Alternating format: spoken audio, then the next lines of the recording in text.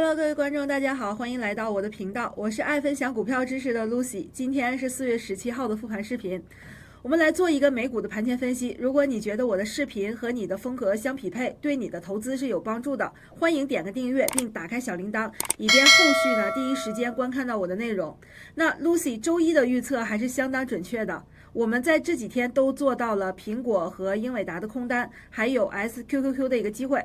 那么这里呢，还是要跟粉丝朋友们先报告一下啊。Lucy 这边的视频安排呢是每周一和周五更新的，苹果和英伟达的空单呢是周二到周四的一个内部课程里分享的，所以想体验 Lucy 直播课程的小伙伴呢，也可以点击视频下方的置顶链接领取体验资格，小助理呢会把链接发给大家。那先来说说这个市场啊，纳斯达克堪称是黑色星期三了。收盘暴跌了516点啊，收于16307点，直接抹平了上周所有的涨幅。英伟达更是暴跌了6.9%，市值蒸发了超1000亿美元。那主因是美国政府加码芯片出口限制，这是大家都知道的事情，而且呢导致计提55亿美元的一个费用的一个损失。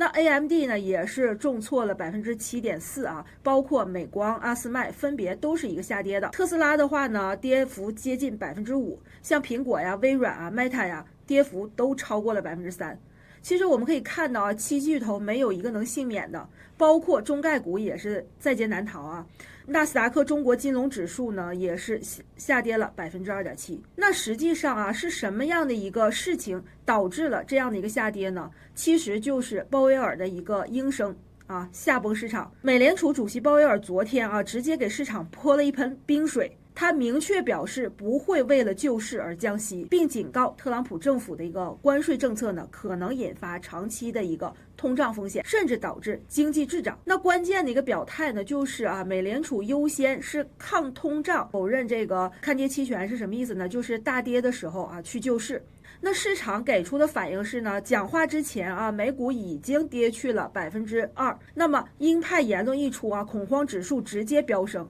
抛售加剧。那实际上这样的一个情况的一个导火索呢，是关税的一个风暴冲击供应链的一个问题啊。芯片行业首当其冲了，那就是英伟达因为出口管制呢损失惨重，那 AMD 也面临了8亿元的一个美元潜在的一个费用计提。那物价飙升的一个预警呢，其实耶鲁研究显示美国普通家庭年成本有可能增加4700美元，比之前的一个预测又多了900美元。那服装价格呢，短期可能暴涨60%。总之雪崩下来没有一片雪花是无辜的，现在是无解的。特朗普一意孤行，美联储不买账，东大不应战。那最惨的是谁是我们的美股股民了。我们还是来一起看看股票的走势图吧。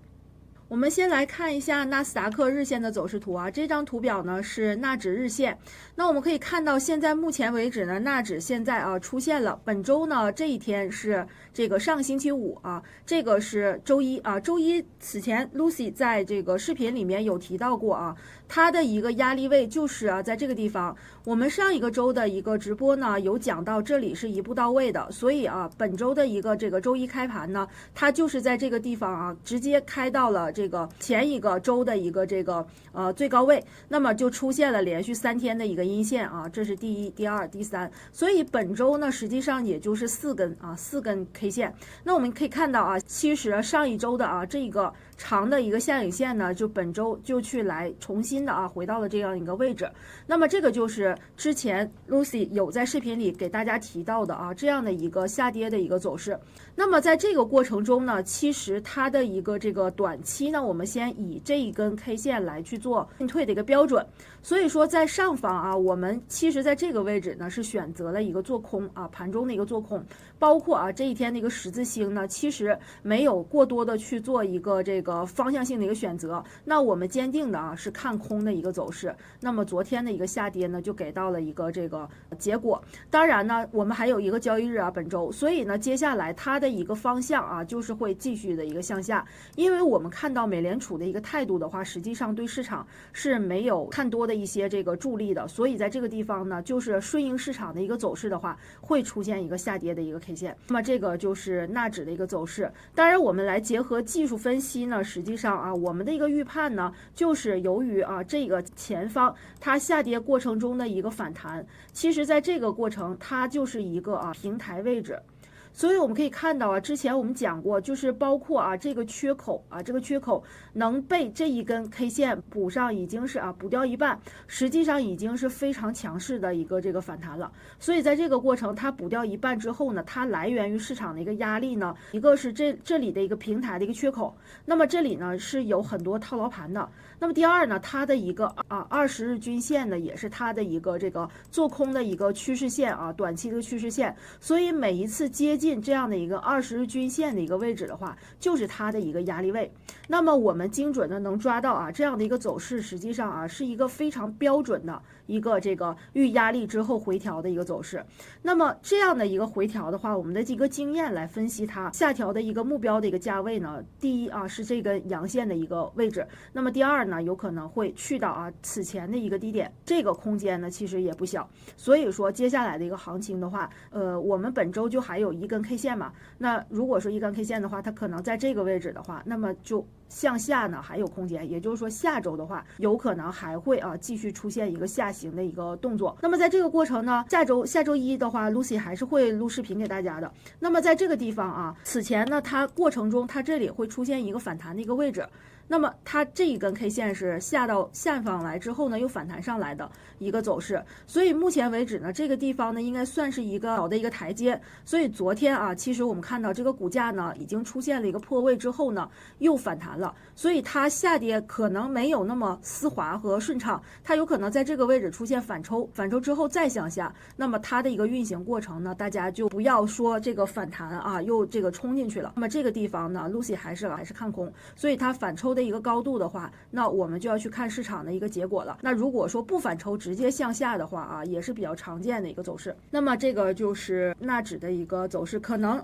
有小伙伴不相信但是我们来看一下它整体的一个位置，实际上目前呢它现在还处于一个高位的一个地方。纳指的话它目前现在呢还是以看跌来看。那么既然提到纳指了我看到有粉丝朋友呢想让我分析一下 SQQQ， 那么这里呢给大家看一下周一的时候分析的，他说他被套了，但是我想最近如果说套的位置不是很深的话，周三的一个 K 线的话应该是解套了的。在这个地方，在这个内部的直播课里面有去预测SQQ 的一个方向。我们这个周三的一个直播课呢 Lucy 也是分析到了它是一个这个回踩之后上涨的一个这个方向这边给大家看一下。那这里呢是我们的一个这个阳光财道的一个内部的这个群，那么这里呢其实也有Lucy 断定 SQQ 涨这个是昨天他们看直播的时候看到的，我是不能预测到它涨9%所以说这个过程呢就是我们已经判断到了它的一个走势，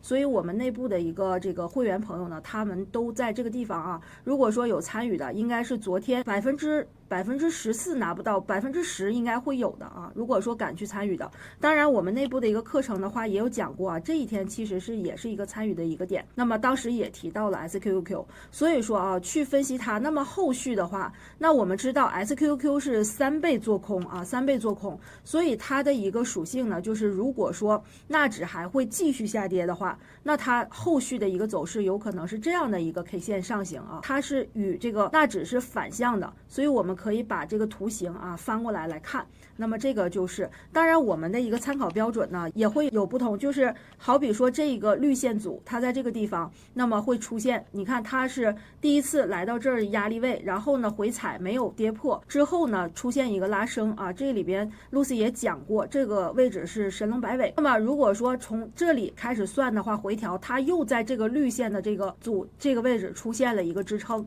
那么它在这个支撑的话，它后续还会进行一个反弹。那么这个就是我们给到的一个会员朋友分析的一个标准，这个是大家都能看到的一个结果。那么我们来继续看一下它的一个权重股。首先呢，我们来分析一下英伟达这张图表呢是英伟达的日线走势图。当然呢，英伟达它所处的一个位置，现在我们可以看到它还是一个这样的有圆弧的一个顶。那么这个顶的话呢，现在它所处的一个位置现在还在这个地方，它现在来到到了这个平台区域。那么此前它的一个下跌呢，是由于第一次关税的一个影响，那么来到了这个区域，但是呢英伟达反弹也是很猛的。那么这个过程我们周一的时候有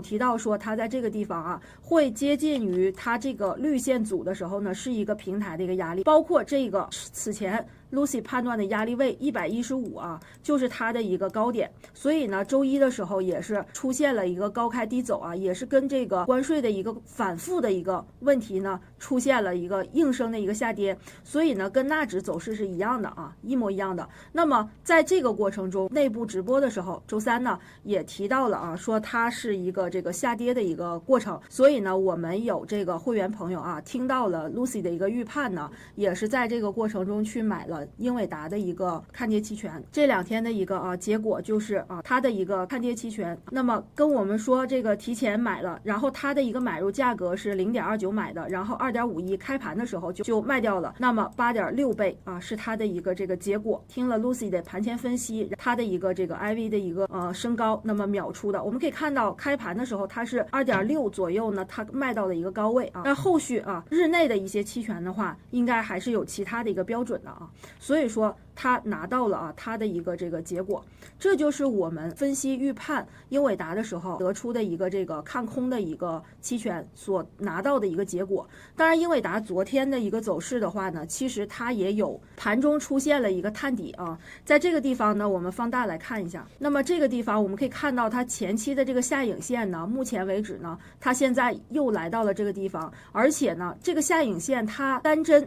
它不一定是探底，它有可能是试探之后呢它的股价再继续下行，这样的一个这个分析。那么现阶段它这个地方出现了压力的话，还是会顺势向下的。至于说它的一个参考的话，我们还是一样的一个标准，就是这一条线这个大阳线的一个防守，它的一个底算是昨天的一个盘中比较接近了，但是它还有空间，而且呢它又收回来了，收回到这个地方。当然这个区间的话也是一个不小的一个空间， Lucy 本人的空单还在这个英伟达里面，所以它向下的一个幅度，一个是这个位置可能会出现一个小小的止跌，但是呢能否止跌住的话就要看市场的一个反馈。那么再向下的话，它的一个低点97到86这个空间也会比较大，有利好的情况下还是会继续新低的。所以呢在这个过程中，如果说有英伟达正股的小伙伴呢，要么选择去减仓，要么你再等下一个我们出现这个抄底的一个机会再去参与。那么这个机会呢，此前 Lucy 也在课程里给大家分享过如何去买。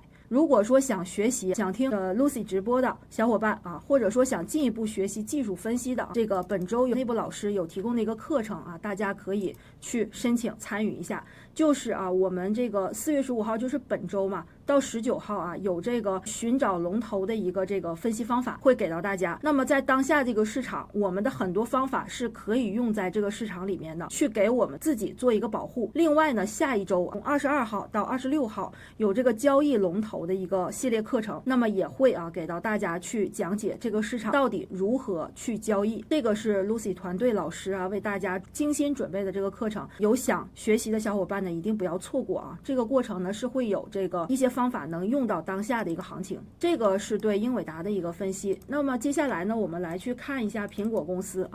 苹果公司呢其实走势也是完全一致的，但是呢这个方向其实它的一个反弹的一个力度呢都相对来说英伟达会小一些那么这里呢我们来去看一下它的一个具体的分析。周一的话是因为这个消费电子它的一个影响，先是说豁免关税，之后呢又提出了一个反复不豁免，所以它出现了一个这个高开。那么这个过程呢我也在这个美股洞察里面给我们的会员朋友呢有讲它的一个逻辑，所以呢接下来的一个走势我们就是一个这样的这个十字星，然后继续阴线。所以在这个里面呢 Lucy 也是按照自己的一个策略去执行的做了一个苹果的这个看空的一个期权。那昨天也是隔天给到了50%的一个收益给大家看一下，就是隔天给到了50% 50%的一个收益。当然我开仓的一个仓位就不是很重啊，只是按照我的一个执行标准来做的。那么这个就是昨天给到的，那么它的一个执行标准是我做的是5分钟的啊，5分钟的。那么给大家看一下啊，这里面呢就是会出现啊这样的一个标准。那我是在这一天的时候出现了它的一个放空的一个信号，那么就在这个位置啊去参与的，4月25号到期的一个 put， 那么买上了，买上之后呢，这一天就持有。那么到昨天啊开盘的时候的这个位置，我看到了下方的一个这里的一个提醒，那么我就直接close 掉我的一个空单了。所以说这个过程呢就是给到了50%的一个收益。那么这个过程呢其实也不算时间很长，这个很匹配这个 Lucy 的一个工作的一个时间。所以说从日线来看的话，我们知道啊，本周苹果公司呢现在面临的与英伟达其实是一样的压力。所有的科技公司啊，我们在前面已经提到了啊，它的一个压力呢就是会因为啊一个市场的一个原因。所以在这个地方呢还是要这个让大家参与的标准的，比如说到这个地方它可能会有一个这个反弹，但是反弹的一个高度啊，对吧？反抽的一个高度这个不确定，那么还是会继续向下的。那么没有实质性的改善的话，它的股价还是会继续向下的，甚至可能会跌破169啊。这个我们后续呢还是会继续跟踪的。这个是对苹果公司的一个分析。当下这个市场呢还是不能格局它抄底的一个机会。接下来呢我们再看一下特斯拉啊，特斯拉在本一轮的这一周啊反映的比较这个抗跌，因为它前面下跌的这个空间大是一方面，那另外一方面呢，现在这个股价也没有在这个整理三角形的一个过程中去跌破，也没有选方向，所以特斯拉会不会成为下一个跳空下跌的一个目标，现在呢还不确定。所以在操作的过程中，特斯拉本周其实你看它的一个空间并不是很大，那么它向下如果选择的话，那下一次前期的一个低点222这个位置就有可能保不住。在这个地方如果是向下的话出现下跌的话，那么特斯拉的话有可能还会出现新低。但是特斯拉现在呢其实它比较尴尬的一个位置是它现在在这个绿线组的一个这个比较接近的位置。所以说现在如果说甚至有一些这个关税问题，包括特斯拉自己的公司的一个经营，都会影响到它的一个股价的一个下行，它不会在这个位置说扛这么长时间。所以特斯拉的话现在还不能贸贸然的去做多，这个是对特斯拉的一个分析。后续的行情要如何分析呢？ Lucy 要嘱咐一下各位有能力的呢可以用资金做一下反向的 ETF 或者说技术高一点的朋友呢，你做一下看空期权去做对冲。如果是初入市场的朋友你先做一下鸵鸟也未尝不是一个好的办法。想进一步学习呢 Lucy 分析做空的一个方法呢，可以点击下方的一个链接找小助理拿体验课程。那咱们今天的分析呢就到这儿，下周见了，拜拜。